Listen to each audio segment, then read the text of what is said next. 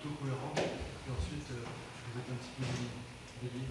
Ouais, clairement, on a fait je trouve une première mi-temps intéressante, et puis on prend ce but juste avant la mi-temps, et dans une équipe, pour une équipe comme nous qui est un peu malade, c'est le plus mauvais moment, et puis on est passé à travers de notre deuxième mi-temps. Voilà, donc on avait, je pense, construit le match de la bonne façon. On n'a pas validé par un but, et pire que ça, on s'est sabordé sur une erreur, voilà, où on fait un geste inadapté qui nous coûte cher, et quand vous êtes dans notre position, ça vous arrive ça parfois, donc voilà, il faut qu'on fasse en sorte de faire tourner les choses du bon côté. C'est pas simple.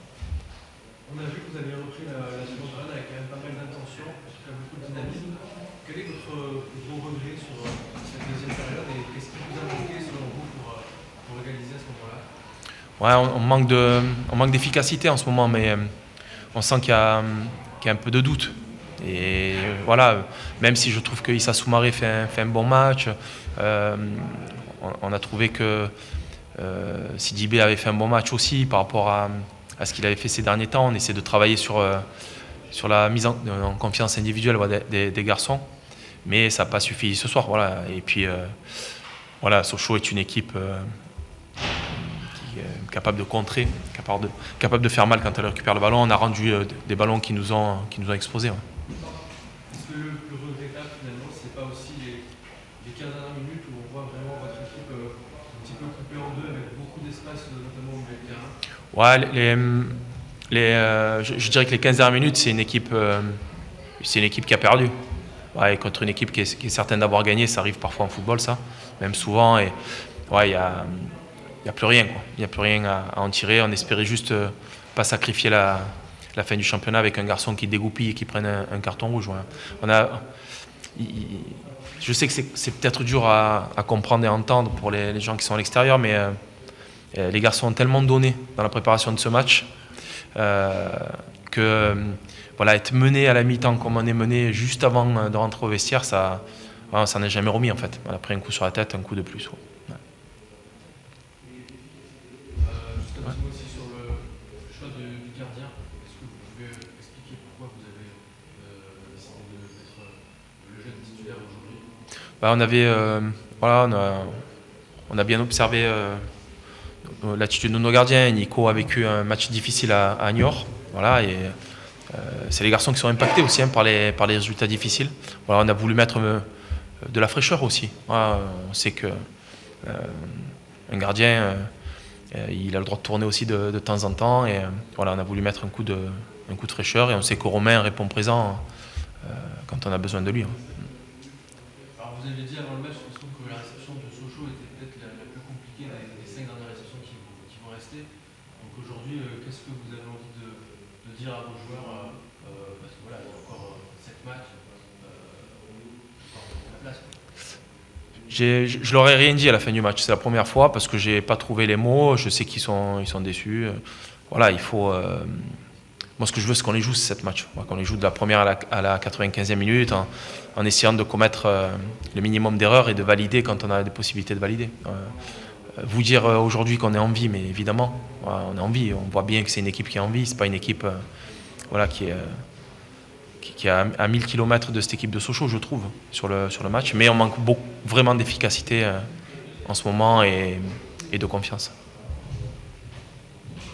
Alors, j'ai vu un 4-4-2 en phase défensive, j'ai vu Nazon plutôt en numéro 10. Est-ce que vous pouvez m'expliquer ce choix?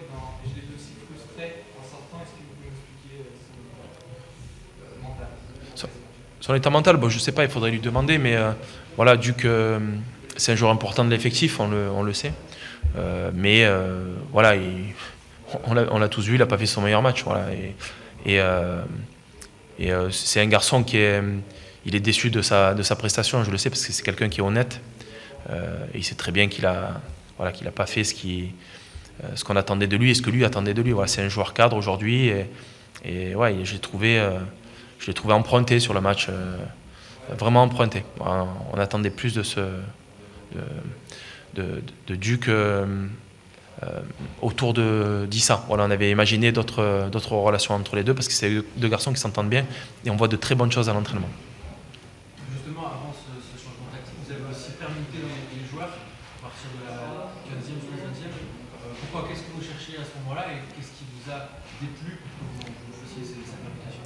Les changements à la mi-temps? Non, avant la mi-temps, quand par exemple on voit Nazon qui recule, Ouais. Bélé qui passe, Soumaré qui passe devant, Bélé qui passe à gauche.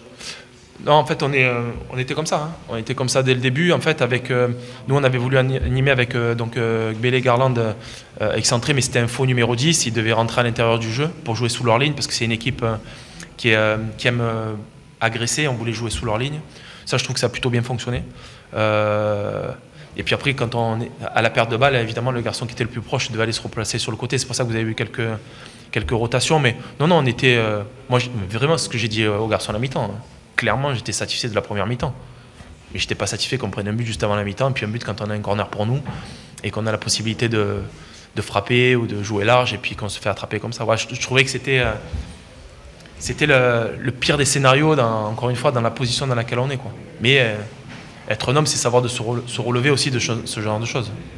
C'est vrai, quelque part, vous avez tous les symptômes d'une équipe en difficulté, que vous avez évoqué aussi. Là, vous avez encore pris quelque part un but sur le premier tir cadré. Ouais. C'est frustrant, mais il faut être capable de faire tourner les choses. Il y a deux façons d'aborder la fin de notre championnat. La première, c'est d'abandonner, de dire bon allez, on y va, on joue plus. Et ça ferait plaisir aux équipes qui sont derrière nous, parce qu'il y a quand même des équipes qui restent derrière nous. Et puis la deuxième, c'est de se dire putain, mais voilà, à un moment donné, on a fait beaucoup pour préparer ce match, et ben on va faire encore plus pour préparer le match suivant et d'y croire. Et moi j'y crois fortement parce qu'on a des garçons. Voilà, j'ai un joueur qui est venu me voir dans le vestiaire qui m'a dit coach, on va gagner contre Rodez. Mais voilà, c'est ces attitudes-là qu'il faut. Ouais. Et qu'est-ce qu'on va, au revoir, bon retour. Et qu'est-ce qu'on va faire pour gagner Rodez? Qu'est-ce qu'on va changer pour qu'on puisse basculer parce qu'on sent très bien que cette équipe-là, il suffit qu'elle bascule du bon côté pour que ça s'enclenche.